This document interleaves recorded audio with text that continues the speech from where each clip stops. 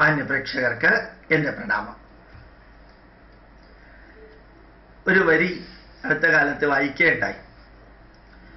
100 വർഷം കഥകടച്ച് വെളിച്ചം കയറാത്ത മാറാല പിടിച്ച ഇരുട്ട് നിറഞ്ഞൊരു മുറിയിലേക്ക് പ്രകാശം വരാൻ 100 വർഷം വിളക്ക് കത്തിക്കേണ്ട ആവശ്യമില്ല.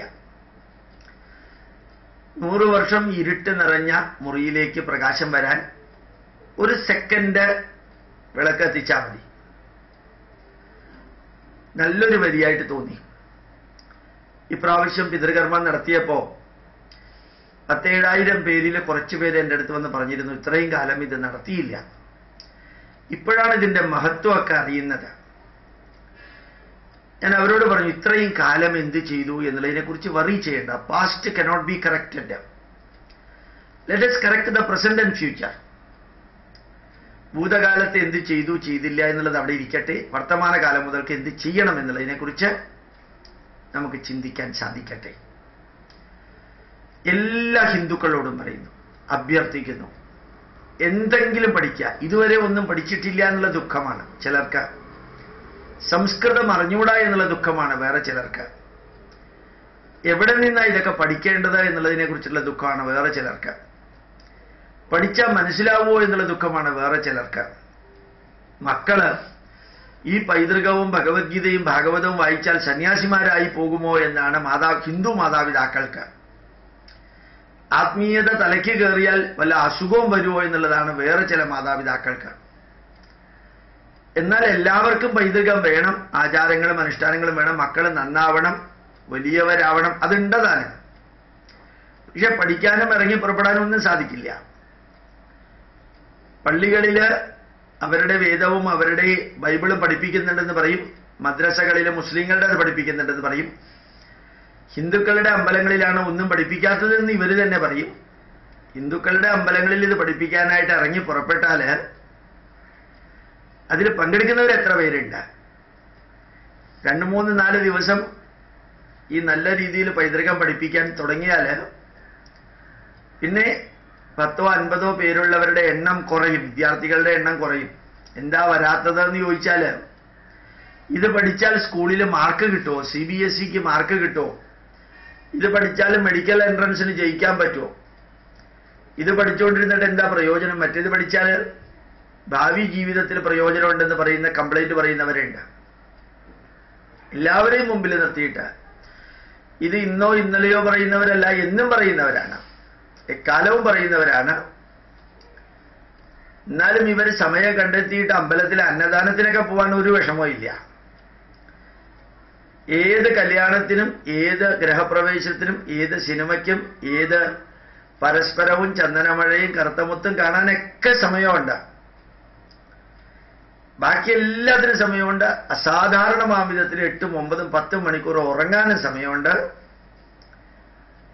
പക്ഷേ ഇത് പഠിക്കാൻ മാത്രം നമുക്ക് സമയമില്ല. കുറ്റപ്പെടുത്തലല്ല, നേരത്തെ പറഞ്ഞ വരിക്ക് കോംപ്ലിമെന്റ് ചെയ്യാൻ വേണ്ടിയിട്ടുള്ള കാര്യങ്ങൾ പറയാൻ. 100 വർഷം ഇരുട്ടിലിരുന്ന മുറിയിലേക്ക് വെളിച്ചം വരാൻ 1 നിമിഷം മതി എന്ന് പറയുന്ന പോലെ, നിങ്ങൾ ഇന്ന് വരെ എന്തെല്ലാം നെഗറ്റീവുകൾ പറഞ്ഞിരുന്നോ, അല്ലെങ്കിൽ എന്തെല്ലാം ഒഴിവ് കഴിവുകൾ പറഞ്ഞിരുന്നോ, അതിനൊക്കെ മാറ്റേണ്ട സമയമായി. കുറച്ചെങ്കിലും പഠിക്കുക, കുറച്ചെങ്കിലും പഠിക്കുക. ആ പഠിത്തം മതി ഇത്രയും കാലം പഠിക്കാത്തതിനെ കോമ്പൻസേറ്റ് ചെയ്യാൻ. അടിമുടി മാറുന്ന ഒരു അന്തരീക്ഷത്തിലേക്ക് നമുക്ക് പോകാൻ സാധിക്കും നമ്മളിതൊക്കെ പഠിക്കുമ്പോൾ. തികച്ചും ജീവിതത്തിൽ ഒരു വെളിച്ചം വീശുന്ന അനുഭവമായിരിക്കും ഉണ്ടായിരിക്കുക. വെളിച്ചം വീശുന്ന അനുഭവമായിരിക്കും ഉണ്ടായിരിക്കുക. ആ വെളിച്ചം നമ്മളെ ഇന്നലെ വരെയുള്ള കുറേ പ്രശ്നങ്ങളിൽ നിന്ന് മോചിപ്പിക്കുകയും ചെയ്യും. ധന്യമായിട്ടൊന്ന് ചിന്തിച്ചു നോക്കുക. നമ്മളുടെ ജീവിതത്തെ ഉയർത്താൻ ഒരു കെട്ടിടത്തിന് ഇഷ്ടിക പോലെ ആധുനികമായ അറിവ് ഉപയോഗിക്കാം. ജീവിതത്തെ സ്ട്രോങ്, അതുപോലെ തന്നെ ഡ്യൂറബിൾ ആൻഡ് ബ്യൂട്ടിഫുൾ ആക്കാൻ, സ്ട്രോങ് ആക്കാനും ഡ്യൂറബിൾ ആക്കാനും ബ്യൂട്ടിഫുൾ ആക്കാനും നമ്മുടെ പൈതൃകത്തിന് സാധിക്കുന്ന പോലെ ലോകത്തിലെ മറ്റൊന്നിനും സാധിക്കില്ല. പൈതൃകത്തിന്റെ ധാരാളം അറിവുകൾ സിനിമകളിലുണ്ട്, ധാരാളം അറിവുകൾ പത്രമാധ്യമങ്ങളിലുണ്ട്. നമ്മുടെ പൈതൃകത്തിന്റെ അറിവുകളും മാഗസീനുകളിലുണ്ട്, ടിവിയിലുണ്ട്, റേഡിയോയിലുണ്ട്, സ്പീച്ചുകളിലുണ്ട്. ഇന്റർനെറ്റും ഗൂഗിളും സെർച്ച് ചെയ്ത് കഴിഞ്ഞാൽ പൈതൃകം കിട്ടുന്ന പോലെ വേറെ ഒന്നും കിട്ടില്ല. എന്ത് വേണമെങ്കിലും ഇന്റർനെറ്റിലും ഗൂഗിൾ സെർച്ചിലും ഉണ്ട്. ഇപ്പൊ ധാരാളം ഹിന്ദു ഹെൽപ്പ് ലൈനിലൂടെയും പ്രതിഭ എന്ന് പറയുന്ന ഒരു വാട്സപ്പിലൂടെയും അതേപോലെ തന്നെ ധാരാളം വാട്സപ്പുകള്, ഇമെയിലുകള്, ട്വിറ്ററുകളിലൂടെ എല്ലാം നമ്മുടെ പൈതൃകം വരുന്നുണ്ട്. അത് പഠിക്കാനുള്ള ഒരു മനസ്സുണ്ടാവണം. ഇത്രയും കാലം ആ മനസ്സിൽ ഇരുട്ടായിരുന്നു, 100 വർഷത്തെ ഇരുട്ട. നീ ഒരു നിമിഷം ഒന്ന് വിളക്കത്തിച്ച് നോക്കാം. നിങ്ങൾക്ക് എന്താണോ പൈതൃകത്തെക്കുറിച്ച് അറിയാനുള്ളത്, മക്കളുമായിട്ടിരുന്ന് Takshashila university, ancient Indian Takshashila university എന്ന് പറഞ്ഞ് ഗൂഗിളിൽ കൊടുത്തു നോക്കാം, നളന്ദ യൂണിവേഴ്സിറ്റി എന്ന് പറഞ്ഞ് കൊടുത്തു നോക്കാം. നിങ്ങൾ ഇന്നുവരെ ചിന്തിക്കാത്ത അത്രയും അറിവ് 15 മിനിറ്റ് കൊണ്ട് നിങ്ങളുടെ മുമ്പിൽ എത്തും. ധാരാളം അറിവുകളുണ്ട്. ഭഗവത്ഗീത ആൻഡ് മാനേജ്മെന്റ് എന്നുള്ള കൊടുത്തു നോക്കുക. സ്പീച്ചസ് ഉണ്ട് ഇഷ്ടംമാതിരി. രാമായണത്തിലെ മാനേജ്മെന്റ് മെസ്സേജസ് എന്ന് പറഞ്ഞ് കൊടുത്തു നോക്കുക, നിങ്ങൾക്ക് കിട്ടും ധാരാളം. രാമായണം ഇരുന്ന് വായിക്കേണ്ട ആവശ്യം പോലും ഇല്ല, വായിക്കുന്നത് നല്ലതാണ്. നിങ്ങൾക്ക് ആയുർവേദത്തിലെ ഒരു മരുന്നിനെ കുറിച്ച് അറിയണമെങ്കിൽ ഫെർമെന്റേഷൻ ടെക്നോളജി ഇൻ ആയുർവേദ ഒന്ന് കൊടുത്തു നോക്കുക. നമ്മുടെ ശാസ്ത്ര പൈതൃകത്തിന്റെ ഉത്തമോദാഹരണമാണ് അരിഷ്ടങ്ങൾ ഉണ്ടാക്കല്. ഇതെല്ലാം ഇന്ന് ഇന്റർനെറ്റിലൂടെ പഠിക്കാൻ സാധിക്കും, അറിയാൻ സാധിക്കും. ഇതെല്ലാം നമ്മൾ പഠിക്കാൻ പണ്ടത്തെ മാതിരി യാതൊരു ബുദ്ധിമുട്ടുമില്ല. സംസ്കൃതം അറിയണം നിർബന്ധമില്ല. ഏത് ഭാഷയാണോ നിങ്ങൾക്ക് അറിയുന്നത് ആ ഭാഷയിലൂടെ പഠിക്കാൻ സാധിക്കും. അങ്ങനെ 100 വർഷം അടഞ്ഞുകിടക്കുന്ന മുറിയില് വെളിച്ചം വീശാൻ ഒരു നിമിഷം മതി.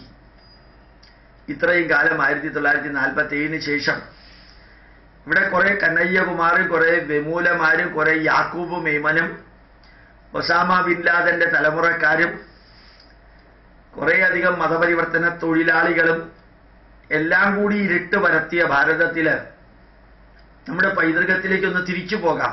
എല്ലാ ക്രിസ്ത്യാനിയോടും മുസ്ലിമിനോടും ഹിന്ദുവിനോടും കൂടി ചേർത്തിട്ടാ പറയുന്നത്. ഇത് കേൾക്കുമ്പോൾ സഹിക്കാൻ വയ്യാതെ ചില മുസ്ലിങ്ങൾ പച്ച തെറി പറയുന്നുണ്ട്. അവന്റെ അച്ഛനും അമ്മയും അവനെ പഠിപ്പിച്ചതാണ് അവൻ പറയുന്നത്. അതിനെ ജനിപ്പിച്ച സമയത്തെ പ്രശ്നം ഉണ്ടാവാം, ചിലപ്പോ ജനിപ്പിച്ച വീട്ടിലെ പ്രശ്നം ഉണ്ടാവും. അത് പച്ചത്തേറി മാത്രം വീട്ടിൽ പറഞ്ഞ് ശീലിച്ചവൻ പുറത്തു വന്നു കഴിഞ്ഞു കഴിഞ്ഞാല് അഖിലാണ്ട മണ്ഡലം അണിയിച്ചൊരുക്കി അതിനുള്ളിൽ ആനന്ദ ദീപം കൊളുത്തി എന്ന് പന്തളം സ്ത്രീയുടെ വരികൾ പറയുന്ന പ്രതീക്ഷിക്കാൻ പറ്റില്ലല്ലോ. അച്ഛനും അമ്മയും പഠിപ്പിച്ച സംസ്കാരം തന്നെയാണ് അവന്റെ വാക്കിലും നാക്കിലും വരിക. അത് അവനവനെ ശരിക്ക് കിട്ടുന്നുണ്ടെന്ന് അറിയുമ്പോൾ പ്രതികരിക്കാൻ വേറെ വാക്കൊന്നുമില്ല. അതാണ് തീവ്രവാദ വാക്കുകളിലൂടെ പുറത്തേക്ക് വരുന്നത്.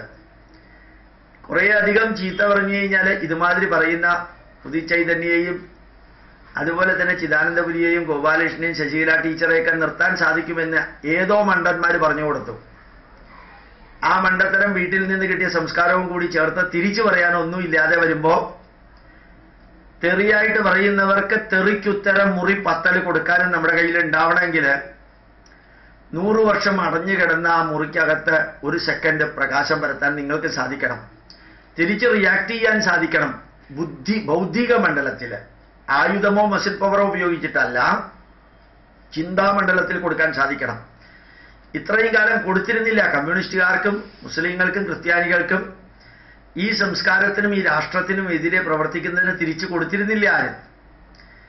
ഇപ്പൊ 11ാമത്തെ അവതാരം മഹാവിഷ്ണുവിൻ്റെത് സോഷ്യൽ മീഡിയ വന്നപ്പോ തറക്കേടില്ലാത്ത വിധത്തിൽ കൊടുക്കാൻ ആണുങ്ങളും പെണ്ണുങ്ങളും മുമ്പോട്ട് വരുന്നുണ്ട്. ഭാരതീയ സംസ്കാരത്തെ ആരാധിക്കുന്ന ബഹുമാനിക്കുന്ന ഹിന്ദുക്കളും ക്രിസ്ത്യാനികളും മുസ്ലിങ്ങളും ഉൾപ്പെടെയുള്ള സമൂഹത്തിൽ നിന്ന്, ഒരു മതത്തിന്റെ മാത്രമല്ല, ഒരു വിഭാഗത്തിന്റെ മാത്രമല്ല, എല്ലാവരും കൊടുക്കുന്നുണ്ട്. ധാരാളം ക്രിസ്ത്യൻസ് കൊടുക്കുന്നുണ്ട്, കുറച്ച് മുസ്ലിംസ് കൊടുക്കുന്നുണ്ട്. ഈ നാടിനും സംസ്കാരത്തിനും എതിരെ പ്രവർത്തിക്കുന്നവർക്ക് വേണ്ടിയിട്ട് നമുക്കും അങ്ങനെ പറയണമെങ്കിൽ ആദ്യം വേണ്ടത് കർമ്മശക്തിയാണ്, പിന്നെ വേണ്ടത് ജ്ഞാനശക്തിയാണ്, പിന്നെ വേണ്ടത് ഭക്തിശക്തിയാണ്.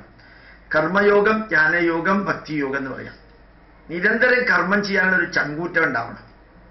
ഇച്ഛാശക്തി മനസ്സിലും ജ്ഞാനശക്തി തലച്ചോറിലും ക്രിയാശക്തി ശരീരാവയവങ്ങളിലും ഉണ്ടാവണമെങ്കിൽ ഈ 100 വർഷം ഇരുട്ട് നിറഞ്ഞ് കിടന്നിരുന്ന നിങ്ങളുടെയും നിങ്ങളുടെ വീട്ടുകാരുടെയും മനസ്സിലേക്ക് ഒരു നിമിഷം പ്രകാശം കൊണ്ടുവരാൻ ശ്രമിക്കാം. അത്യന്താധുനിക സംവിധാനങ്ങൾ ഉപയോഗിച്ച് അത് ചെയ്യുക. പ്രണാമം, നമസ്കാരം.